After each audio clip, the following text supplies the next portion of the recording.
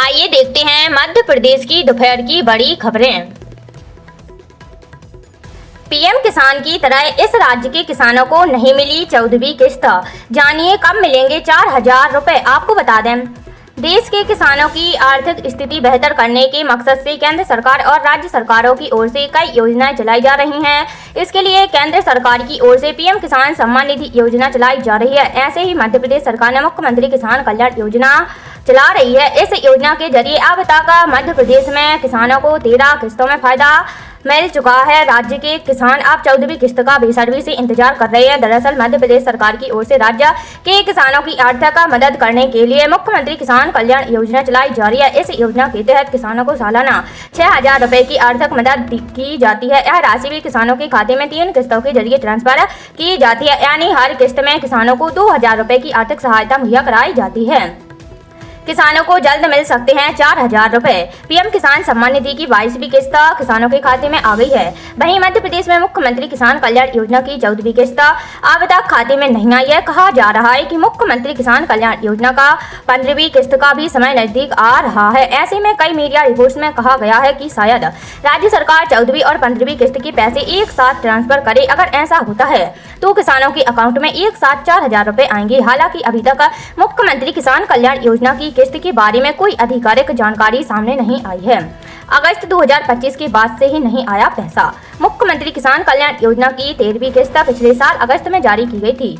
तब प्रधानमंत्री किसान सम्मान निधि की 20वीं किस्त जारी होने के कुछ ही दिन पैसा जारी कर दिया गया था, लेकिन इसके बाद नवंबर में पीएम किसान की 21वीं किस्त आई और 13 मार्च को पीएम किसान सम्मान निधि की 22वीं किस्त जारी हो गई है। लेकिन सीएम किसान कल्याण योजना का पैसा किसानों के खाते में नहीं आया है।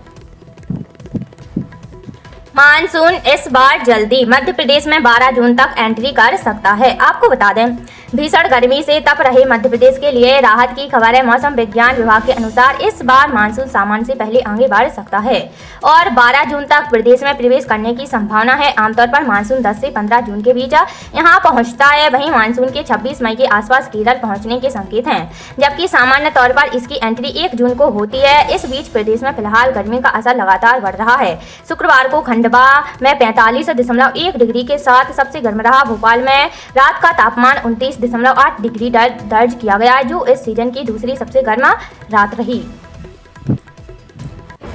चांदी एक दिन में 18,693 रुपए और सोना 2,949 रुपए सस्ता। आपको बता दें, सोने चांदी की कीमतों में 15 मई को गिरावट रही। India Boolean and jewellers association के मुताबिक 1 किलो चांदी 18,693 रुपए घटकर 2,68,000 रुपए रह गई है, जो गुरुवार को 2,87,000 रुपए पर थी। वहीं 10 ग्राम 24 कैरेट सोना 2,949 रुपए घटकर 1,58,000 रुपए पर आ गया है। इससे पहले 16 अप्रैल को यह 1,61,000 पर था। सोना ऑल टाइम हाई से 106 दिन में 17,911 रुपए और चांदी 1,17,433 रुपए सस्ती हुई है। 29 जनवरी को सोना 1,76,000 रुपए प्रति 10 ग्राम और चांदी 3,86,000 रुपए प्रति किलो थी। रविवार को कर्नाटक और तेलंगाना की सभाओं में प्रधानमंत्री नरेंद्र मोदी ने लोगों से पेट्रोल डीजल की खपत कम करने और 1 साल तक सोना न खरीदने की अपील की थी। महंगाई की नई लहर का आलम।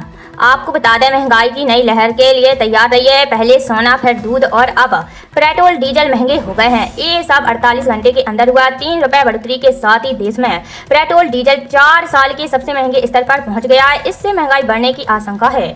देश में करीब 70% माल ढुलाई सड़क मार्ग से होती है। डीजल के दाम बढ़ने से सब्जी, अनाज, दूध, दवा, FMCG सहित तमाम उत्पादों की ढुलाई महंगी होगी।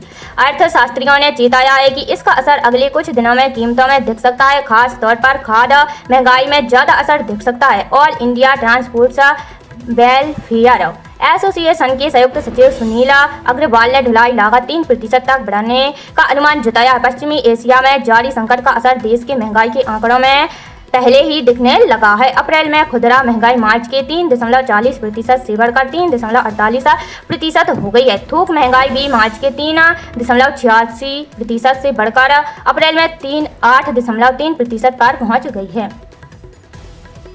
एमपी में भीषण गर्मी, भोपाल में सड़क का डामर पिघला। आपको बता दें, एमपी में आसमान से जैसा आग बरस रही है। अधिकांश हिस्से में भीषण गर्मी है। शुक्रवार को 12 शहरों में तापमान 43 डिग्री के पार रहा।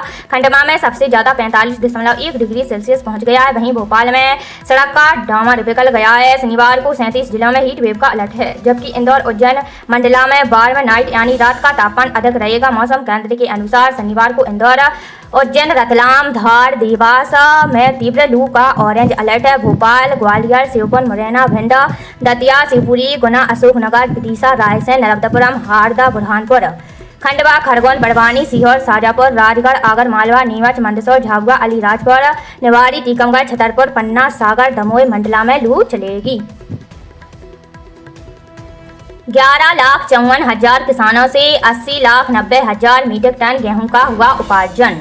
आपको बता दें, खाद्य नागरिक आपूर्ति एवं उपभोक्ता संरक्षण मंत्री गोविंद सिंह राजपूत ने बताया है कि अभी तक 11,54,593 किसानों से 80,90,864 मीट्रिक टन गेहूं की खरीदी की जा चुकी है। उन्होंने बताया है कि टोल पर्ची बनाने का समय शाम 6 बजे से बढ़ाकर रात 10 बजे तक तथा देयक जारी करने का समय रात 12 बजे तक कर दिया गया है। गेहूं का उपार्जन समाप्त में 6 दिन सोमवार से शनिवार तक किया जा रहा है। मंत्री राजपूत ने बताया कि किसानों के हित में गेहूं उपार्जन की अवधि 9 मई से बढ़ाकर 23 मई 2026 तक की गई है। प्रत्येक उपार्जन केंद्र पर तोल कांटों की संख्या 4 से बढ़ाकर 6 की गई है तथा तोल कांटों की संख्या में वृद्धि का अधिकार जिलों को दिए जाने का निर्णय लिया गया है। साथ ही NIC सर्वर की क्षमता एवं संख्या में वृद्धि कराई गई है। खाद्य विभाग द्वारा प्रति घंटा उपार्जन की मॉनिटरिंग की जा रही है।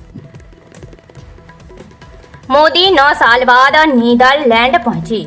आपको बता दें, पीएम मोदी 9 साल बाद नीदरलैंड दौरे पर पहुंचे हैं। यहां दौरा भारत और नीदरलैंड के बीच द्विपक्षीय संबंध मजबूत बनाने के लिहाज से काफी अहम है। इस यात्रा में व्यापार, technology, semiconductor, water management, green energy और रक्षा सहयोग जैसे कई बड़े मुद्दों पर बातचीत होगी। मीडिया रिपोर्ट्स के मुताबिक पीएम मोदी 15 से 17 मई तक नीदरलैंड में रहेंगे। इस दौरान उनकी मुलाकात नीदरलैंड के प्रधानमंत्री से होगी। दोनों नेता कई अहम समझौते पर चर्चा करेंगे। हरियाणा में जैविक खेती को बढ़ावा, किसानों को 5 साल तक हर साल 10,000 रुपये प्रति एकड़ मिलेंगे।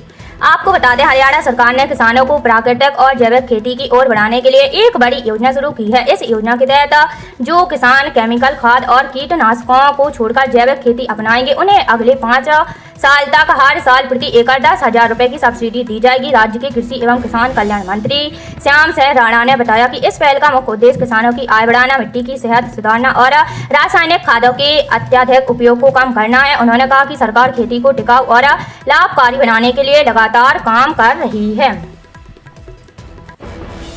पेट्रोल के निर्यात पर 3 रुपये प्रति लीटर टैक्स लगा। आपको बता दें, देश में पेट्रोल और डीजल की कीमतों में 3 रुपये प्रति लीटर तक की बढ़ोतरी के बाद केंद्र सरकार ने तेल कंपनियों के लिए नियमों में बदलाव किया है। सरकार ने पेट्रोल एक्सपोर्ट पर 3 रुपये प्रति लीटर का विंडफॉल टैक्स लगा दिया है। डीजल और जेट फ्यूल पर टैक्स घटाया है। अमेरिका, इजराइल और ईरान के बीच चल रहे युद्ध के कारण कच्चे तेल की कीमतें $100 प्रति बैरल के पार पहुंच चुकी हैं। भारत में तेल की कमी न हो, इसलिए यह फैसला लिया गया है।